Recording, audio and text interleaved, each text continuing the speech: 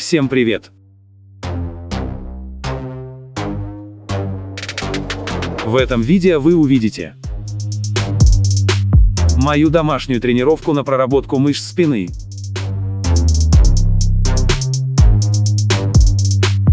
Тебе понадобится пару жгутов и, конечно же, хорошее настроение.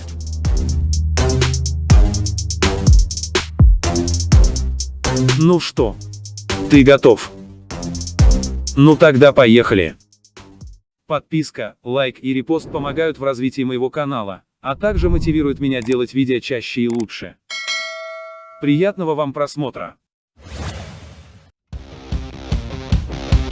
Итак, первое упражнение у нас будет горизонтальная тяга. Делаем 4 подхода по 10 повторений. Нужно брать руками не за один конец жгута, а сразу за 2. Хочу сказать, кому тяжело, можно брать жгут тоньше. Но нужно обязательно подобрать жгут таким образом, чтобы ты в каждом подходе доходил до отказа. Что я имею в виду под словом «отказ»? Последние 2-3 повторения ты должен делать через «не могу». Только нужно соблюдать технику. И не бойся, что ты не сможешь сделать все подходы с одним жгутом. Например, на первом подходе ты берешь жгут потуже, а на втором-третьем подходе потоньше. Это вполне нормально. В этом упражнении работают широчайшие, бицепс, середина спины. Второе упражнение — тяга на коленях одной рукой. Делаем 4 подхода по 12 повторений. Становимся на колени или в выпаде, кому как удобно. И одной рукой сначала максимально растягиваем широчайшую мышцу, а потом тянем вниз и назад в поперечной плоскости. Даже если вы можете дотянуть еще 1 мм, нужно обязательно дотянуть, чтобы максимально сократить широчайшую мышцу. Напоминаю, что нужно делать до отказа.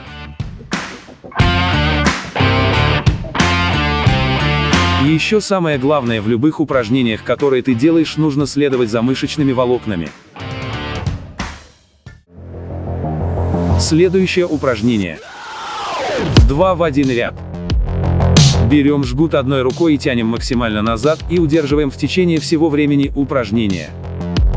А другой рукой берем один конец жгута и тянем эту руку в бок и назад.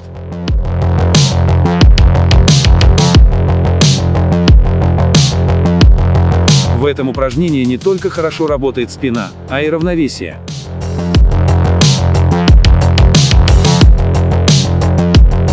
Делаем 4 подхода по 12 повторений. Переходим к следующему упражнению.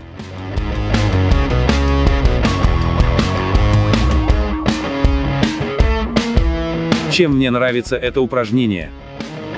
Тем, что я могу работать только широчайшими, не задействовать бицепс.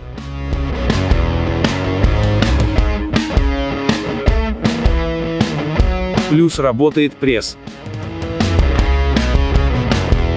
Делаем 3 подхода по 12 повторений. Следующее упражнение. Делаем 4 подхода по 12 повторений.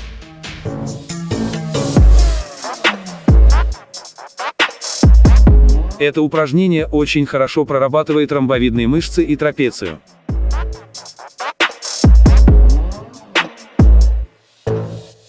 Тянем руки к низу груди, а потом растягиваем руки друг от друга. Следующее упражнение.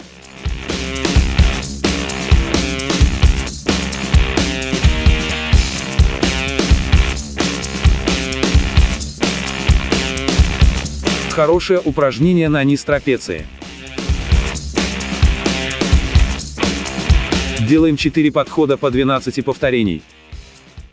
Последнее упражнение.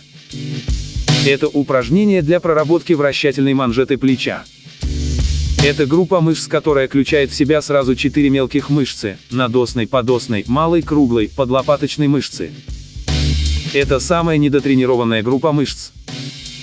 Большинство людей просто не знают, что такие мышцы есть, и пропускают эти мышцы в своих тренировках.